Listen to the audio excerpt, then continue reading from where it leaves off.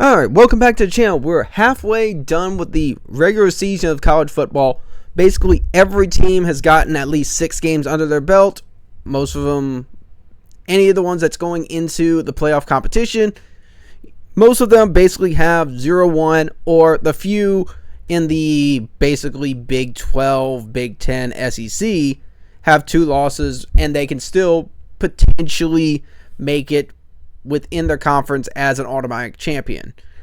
Or SEC Big 10, they still actually have a shot for a couple teams in general. But going off of that, we look at the teams still available in general with basically the top 20 right now.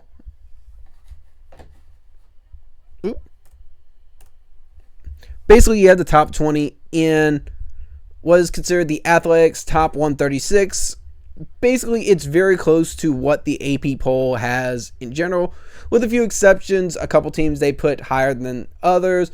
Indiana is put in the Athletic as the most impressive resume, but then you'll have other teams like Notre Dame's further down on this than in the AP. AP has Notre Dame around the 12-13 person place, but regardless, this is all your main contenders for those spots.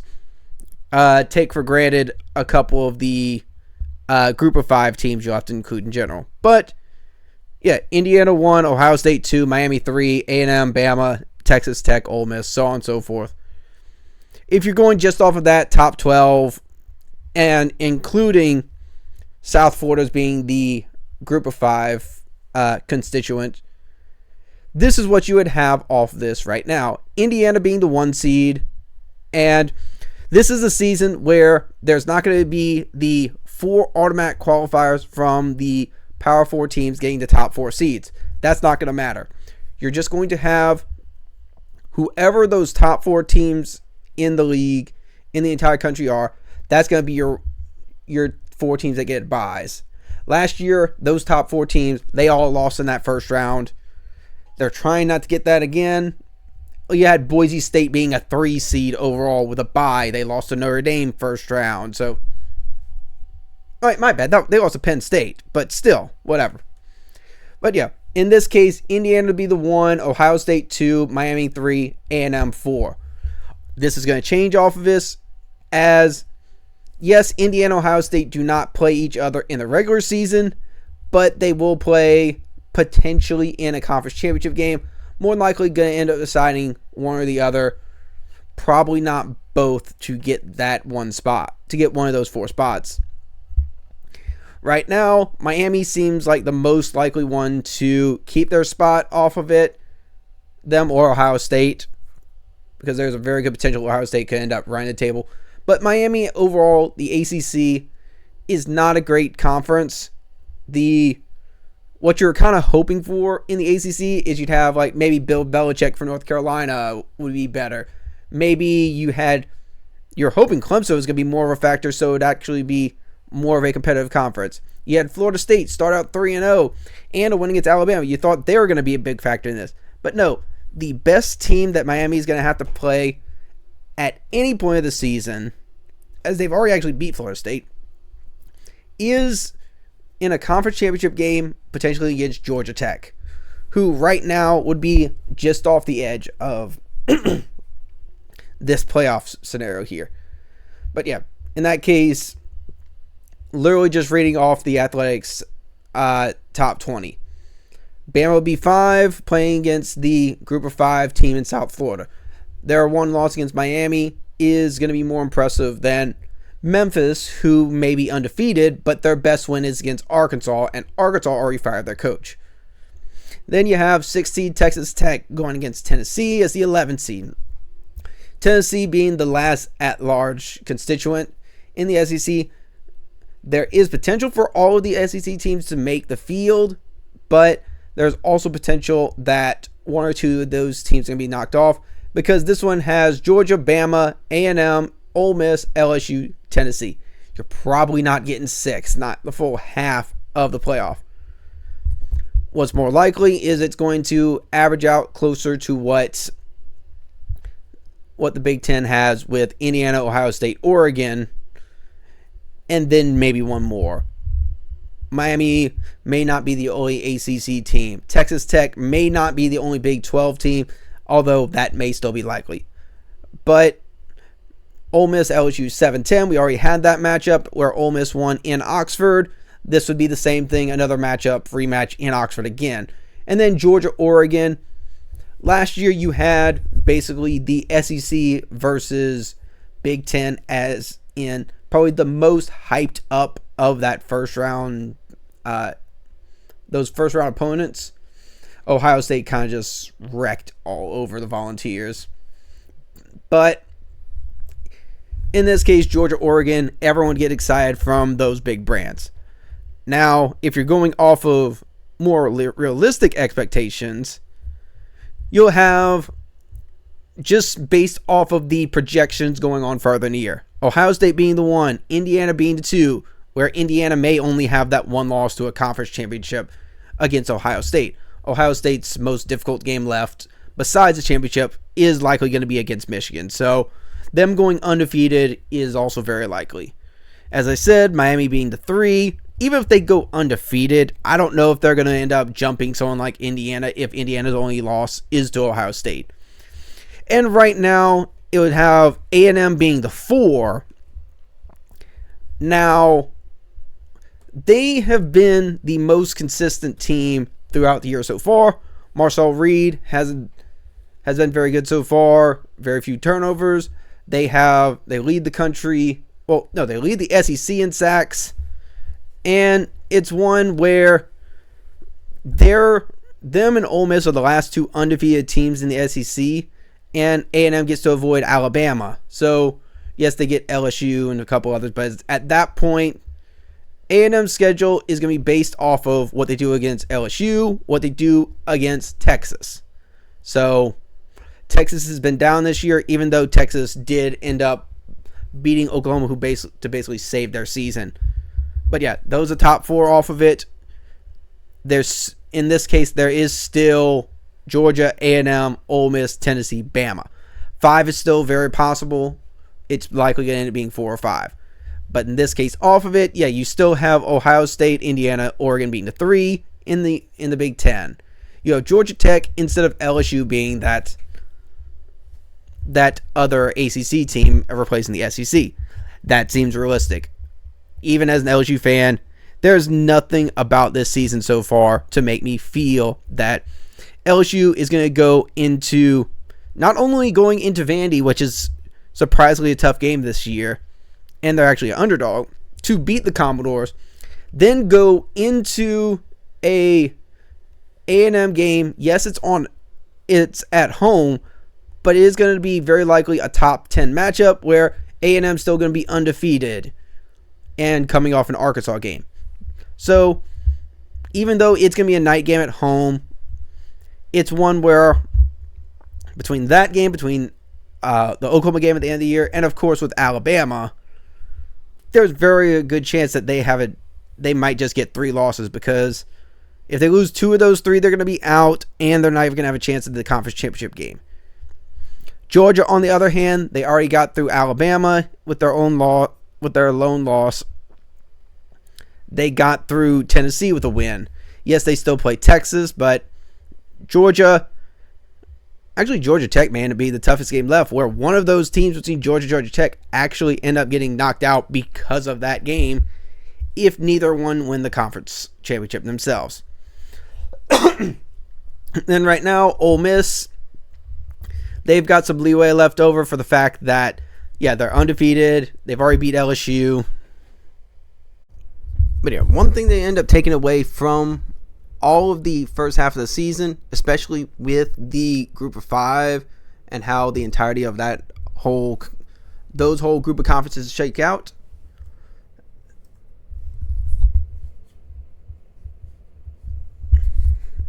is just the fact that the group of 5 is coming from the American. I know you still have like UNLV, Western Kentucky, a couple others, but look at this entire conference at least the top half of the conference. Navy's undefeated. Memphis is undefeated. South Florida is undefeated in conference. Their only loss is to Miami. And they're the prohibited favorite at this point to be that group of 5 team. Tulane's undefeated in conference. Only loss against Ole Miss. Also in the playoff at this point. And then North Texas, their only loss is this blowout loss on Friday to South Florida. So, very likely going to be one of those top 4 teams. But if you're going off of everyone else could end up being, it's 9 total teams. Your favorites off of it, as I said, the 4 undefeated in conference American teams and UNLV, who's also undefeated. Then you have the rest of these down here: North Texas, Western Kentucky, San Diego State, James Madison. All of these teams have 1 loss in conference or are undefeated. So technically they could be in the playoff, but West Kentucky, talk to me whenever they end up beating LSU later on in the season, because that's their only way they're getting in. North Texas, tell me they're going to run the table in the American and then beat whoever's left over in that top half of that conference. San Diego State, they're with the UNLV. At this point, I don't even know if they're going to beat Boise State, who's going to be probably the third best team in that conference. But yeah, we're not getting a Boise State this year. They already have 2 losses. But going on the rest of the league and the rest of the field in general, everyone else that's alive, you have all SEC teams that have 1 or less conference loss. I'm saying 1 or less conference losses because that does include the top 10 teams of the conference. And yes, you're not going to think Mississippi State with 2 SEC losses, they're not going to run the table the rest of the way and make a conference championship. While it's entirely possible,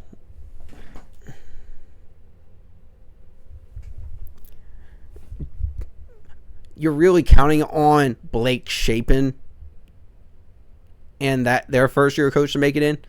ACC, any 2-loss team could end up making it with this one, as it did last year with SMU. That's why SMU's still in it. Duke has a chance. Virginia is undefeated. Well, Virginia has 1 loss. Louisville has 1 loss, but it's out of conference. Miami's clearly the favorite. And then Georgia Tech's also undefeated. The Big Ten, same thing. Same thing basically with the SEC. Any team that doesn't have 2 losses in conference, but yeah, basically any team that doesn't have 2 losses in conference. That's why you have Minnesota, even with 2 losses on the season, they still have a chance. Northwestern has 2 losses, but one of them came against Tulane out of conference. One of them was against Oregon, and then they have that surprise win against Penn State. I'll make another video, at least involving Penn State later on, probably within the next couple of days, but we'll see how that goes. But yeah, the favorites in that one: Indiana, Ohio State, Oregon. Even with the Oregon loss to Indiana, they have a good shot of making it. USC also 1 loss. Nebraska 1 loss. Washington 1 loss. Iowa, Michigan, all those. So you got a full 11. Big 12, the favorites right now, it's going to be Texas Tech, BYU, both of them being undefeated. Texas Tech being the prohibited favorite to make it out. Very likely considered to be the only one that has a chance to be an at-large team. So if BYU or Cincinnati or Houston ends up winning the conference itself, and then Texas Tech ends up only having basically the 1 loss in conference, yes, they're going to make it with 1 loss. Heck, they could potentially make it with 2 losses. And then there is always Notre Dame. Yes, they have 2 losses early on in the season. That A&M loss from 1 point, it keeps looking even better. You got 1 game coming up this weekend that's going to end up very likely kicking one of these teams out. USC versus Notre Dame. The 2 powerhouses that meet every single year. Blue Bloods. One of them's going to be gone off of this. Yes, they have USC with Jordan Mailata looking potentially like the best quarterback in the country, but Notre Dame, after going 0-2, have not lost since. Their schedule, yes, is a bit more of a cakewalk later on, but basically at that point, you go on the entirety of the Power 4 teams left over, yes, and those basically 9 teams of the group of 5, and you have essentially 43 teams left over. 43 of that 136. So, yeah, essentially just over, basically about a third of all of Division 1 is still technically available. There's a few others on this. Loser of LSU Vandy this week, the loser on that's going to be out. Trust me, they're not going to make it. Texas, they play Texas A&M later on the season. If Texas loses, they're going to be out with 3 losses. With this many one-loss teams, the SEC, there's just too much battling they have to go through. Tennessee plays Alabama. Both of those teams could potentially have 2 losses. Either of them could have 2 losses after it, so we'll see how that goes from there. And potentially a 3rd loss in the conference championship. Who knows what happened from there. But yeah, 43 teams left over.